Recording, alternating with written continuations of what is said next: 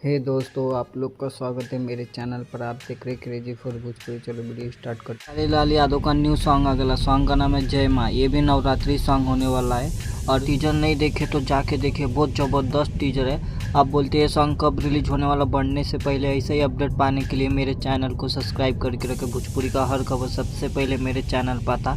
इसको गायले केसरीलाल यादव, शुभम सिंह और इसके म्यूजिक डायरेक्टर है कृष्णा बेदर्दिया। हाँ, म्यूजिक डायरेक्टर है, इस पर राइटर नहीं है। म्यूजिक डायरेक्टर कृष्णा बेदर्दिया और राइटर छोटू यादव है।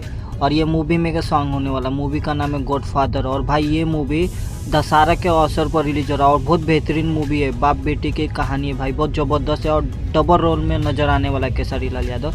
आप बोलते जय माँ, ये सॉन्ग कब रिलीज हो रहा है। के साथ पावर स्टार पवन सिंह का मुझे लग रहा है कि कल नवरात्रि का पहला दिन है तो सॉन्ग का फर्स्ट लुक पोस्टर आ सकता है। जैसे कि शूटिंग तो ख़त्म हो चुकी है, तस्वीर वायरल हो चुका है, आप देख सकते हो स्क्रीन पर।